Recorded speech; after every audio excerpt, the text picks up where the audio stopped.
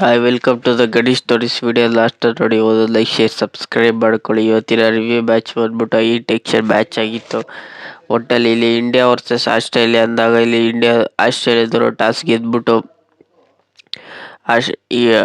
ಇಂಡಿಯಾದವರು ಟಾಸ್ ಗೆದ್ಬಿಟ್ಟು ಇಲ್ಲಿ ಬ್ಯಾಟಿಂಗ್ ಆಯ್ಕೆ ಮಾಡಿಕೊಂಡ್ರು. ಒಟ್ಟಲ್ಲಿ ಇಲ್ಲಿ ವಿಡಿಯೋ ಸ್ಕೋರ್ ಬಂದ್ಬಿಟ್ಟು 170 ಬಿಲೋ ಫಾರ್ ಇತ್ತು. ಒಟ್ಟಲ್ಲಿ ಇಲ್ಲಿ ಅಭಿಷೇಕ್ ಶರ್ಮಾ 21 ಬಾಲ್ 28 ರನ್ ಹೊಡೆದ್ರೆ ಇಲ್ಲಿ ಶುಭ್ಮನ್ ಗಿಲ್ ಒಂದೊಳ್ಳೆ ಕ್ಯಾಮ್ಯೋ ಇನ್ನಿಂಗ್ಸ್ ಅವ್ರ ಜೊತೆ ಆಡಿದ್ರು ಅನ್ಬೋದು. ಒಟ್ಟಲ್ಲಿ ಇವರಿಬ್ರು ಒಂದೊಳ್ಳೆ ಪಾರ್ಟ್ನರ್ಶಿಪ್ನ ಬಿಲ್ಡ್ ಮಾಡ್ಕೊಂಡು ಹೋದ್ರು.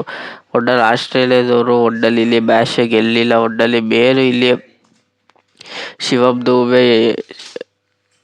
ಮತ್ತೆ ಸೂರ್ಯಕುಮಾರ್ ಯಾದವ್ ಬೇಗನೆ ಔಟ್ ಆದ್ರು. ಒಟ್ಟಲ್ಲಿ ಇಲ್ಲಿ ತಿಲಕ್ ವರ್ಮಾ ಅಷ್ಟೇ ಬೇಗನೆ ಔಟ್ ಆದ್ರು. ಮೇನ್ ಇಲ್ಲಿ ವಾಷಿಂಗ್ಟನ್ ಸುಂದರ್ ಅಂತ ಹೇಳ್ಕೊಳ್ಳೋ ಆಟ ಆಡ್ಲಿಲ್ಲ.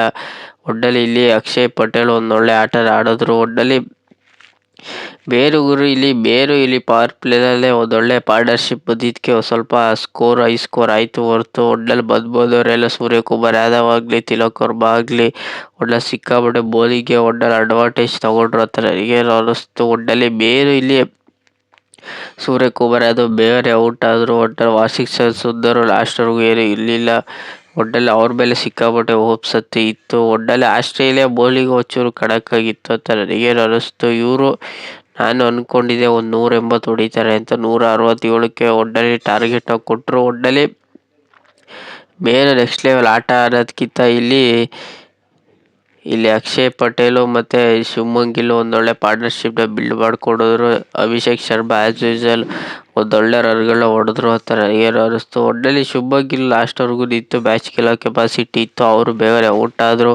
ಒಟ್ಟಲ್ಲಿ ಹಾಫ್ ಸೆಂಚುರಿನ ಬೇಗನೆ ಮಿಸ್ ಮಾಡಿಕೊಟ್ರು. ಒಟ್ಟಲ್ಲಿ 167 ರನ್ನ ಟಾರ್ಗೆಟ್ ಮೇಲು 167ನ ಟಾರ್ಗೆಟ್ ಮಾಡಿದ್ದು ಈ ಪಿಚ್ಚಲ್ಲಿ ಒಂದು ಲೆವೆಲ್ಗೆ ಸ್ಕೋರು. ಇದು ಸಿಕ್ಕಾಪಟ್ಟೆ ಕಷ್ಟ ಅನ್ಬೋದು. ಯಾಕೆಂದರೆ ಈ ಪಿಚ್ಚಲ್ಲಿ ಸಿಕ್ಕಾಪಟ್ಟೆ ಸ್ಪಿನ್ನಿಂಗ್ಗೆ ಯೂಸ್ಫುಲ್ ಇತ್ತು ಅನ್ಬೋದು. ಯಾಕೆಂದರೆ ಇಲ್ಲಿ ಅಶ್ವಥ್ ಸಿಂಗ್ ಆಗಲಿ ಮೇನು ಒಂದು ಕ್ರೂಷಿಯಲ್ ವಿಕೆಟ್ ತಗೊಟ್ರು. ಜಸ್ಪ್ರೀತ್ ಬೂಮ್ರಾಗೆ ಪವರ್ ಪ್ಲೇಯಲ್ಲಿ ಓವರ್ನ ಕೊಟ್ಟಿದ್ರು, ಒಂದು ವಿಕೆಟ್ ತಗೊಟ್ರು. ವರುಣ್ ಚಕ್ರವರ್ತಿನೂ ಅಷ್ಟೇ ಬೇರೆ ಅವರು ಒಂದು ಒಳ್ಳೆ ಓವರ್ನ ಮಾಡಿದ್ರು. ಇಲ್ಲಿ ಅಕ್ಷಯ್ ಪಟೇಲ್ ಅಷ್ಟೇ 2 ಕ್ರೂಷಿಯಲ್ ವಿಕೆಟ್ನ ತಗೊಂಡ್ರು. ಬೇರೆ ಇಲ್ಲಿ ಎಲ್ಲರಿಗಿಂತ ಒಂದೊಳ್ಳೆ ಆಟ ಆಡಿದಂದರೆ ಇಲ್ಲಿ ಶಿವಮ್ ದುಬೆ 2 ಕ್ರೂಷಿಯಲ್ ವಿಕೆಟ್ಗಳನ್ನ ತಗೊಟ್ರು. ಒಟ್ಟಲ್ಲಿ ಇಲ್ಲಿ ಸುಂದರ್ ಅಷ್ಟೇ 3 ಕ್ರೂಷಿಯಲ್ ವಿಕೆಟ್ಗಳನ್ನ ತಗೊಟ್ಟು ಒಟ್ಟಿನಲ್ಲಿ ಒಂದೊಳ್ಳೆ ಓವರ್ನ ಮಾಡಿದ್ರು ಅಂತ ನನಗೇನು ಅನ್ನಿಸ್ತು. ಒಟ್ಟಿನಲ್ಲಿ ಮೇನ್ ಗುರು ಒಟ್ಟಿನಲ್ಲಿ ನೆಕ್ಸ್ಟ್ ಲೆವೆಲ್ ಆಟನ ಆಡಿದ್ರು. ಒಟ್ಟಲ್ಲಿ ಇಂಡಿಯಾದಲ್ಲಿ ನೆಕ್ಸ್ಟ್ ಲೆವೆಲ್ ಆಟ ಅನ್ನೋದಕ್ಕಿಂತ ಇಲ್ಲಿ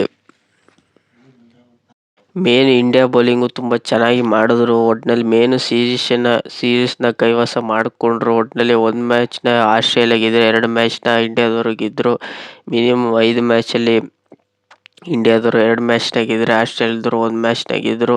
ಒಟ್ಟಿನಲ್ಲಿ ಫೈನಲ್ ಮ್ಯಾಚಲ್ಲಿ ಯಾರು ಗೆಲ್ತಾರೆ ಅವರು ಸೀರೀಸ್ನ ಕೈವಶ ಮಾಡ್ಕೊಂಡಂಗೇನಿಲ್ಲ.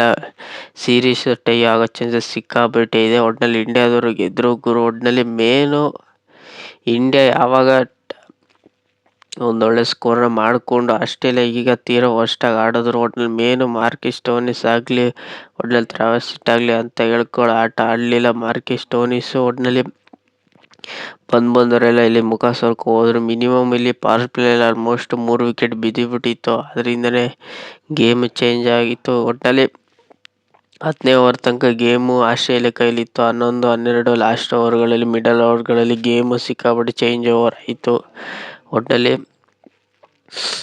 ಇಂಡಿಯಾ ಬೌಲಿಂಗ್ ನೆಕ್ಸ್ಟ್ ಲೆವೆಲ್ ಇತ್ತು. ಮೇನು ಶಿವಮ್ ದುಬೆ ವರುಣ್ ಇಲ್ಲಿ ವಾಷಿಂಗ್ಟನ್ ಸುಂದರ್ 1 ಓವರ್ಗೆ ಮೇನು 3 ರನ್ನ ಕೊಟ್ಟಿಗೆ 3 ವಿಕೆಟ್ನ ತೆಗೆದು ಒಟ್ಟಿನಲ್ಲಿ ನೆಕ್ಸ್ಟ್ ಲೆವೆಲ್ ಆಟನ ಆಡಿದ್ರು. ಒಟ್ಟಿನಲ್ಲಿ ಇಲ್ಲಿ ಶಿವಮ್ ದುಬೆನೂ ಅಷ್ಟೇ 2 ವಿಕೆಟ್ನ ತೆಗೆದು ಒಟ್ಟಲ್ಲಿ ಗೇಮ್ ಚೇಂಜ್ ಆಗೋ ಚಾನ್ಸಸ್ ಸಿಕ್ಕಾಪಟ್ಟೆ ಇತ್ತು ಗುರು. ಒಟ್ಟಿನಲ್ಲಿ ಇಂಡಿಯಾದವರು ಗೆದ್ದರು. ಒಟ್ಟಿನಲ್ಲಿ ಈ ಸ್ಕೋರ್ ಹೊಡಿತಾರೆ ಅಂತ ನಾನಂತೂ ಅಂದ್ಕೊಂಡಿದ್ದೆ. ಆಸ್ಟ್ರೇಲಿಯಾದವರು ಒಟ್ಟಿನಲ್ಲಿ ಹೊಡಿಲಿಲ್ಲ. ಒಟ್ಟಿನಲ್ಲಿ ಇಂಡಿಯಾದವರು ಗೆದ್ದರು. ಒಟ್ಟಿನಲ್ಲಿ 48 ರನ್ಗಳ ಬಿಗ್ ಮಾರ್ಜಿನ್ನಿಂದಲೇ ಇಂಡಿಯಾದವರು ಗೆದ್ದರು. ಒಟ್ಟಿನಲ್ಲಿ ಇಂಡಿಯಾದವರು ಗೆದ್ದರು ಗುರು. ಈ ರಿವ್ಯೂ ನಿಮ್ಗೆ ಏನಾದ್ರು ಇಷ್ಟ ಲೈಕ್ ಶೇರ್ ಸಬ್ಸ್ಕ್ರೈಬ್ ಮಾಡ್ಕೊಳ್ಳಿ. ಸುಮಾರು ಜನ ಸಬ್ಸ್ಕ್ರೈಬ್ ಮಾಡದೆ ನೋಡ್ತಿದ್ದೀರಾ, ಬೇಗ 1000 ಸಬ್ಸ್ಕ್ರೈಬರ್ನ ಕಂಪ್ಲೀಟ್ ಮಾಡಿ ಗುರು. ಸಿಗೋ ಮುಂದಿನ ವಿಡಿಯೋದಲ್ಲಿ.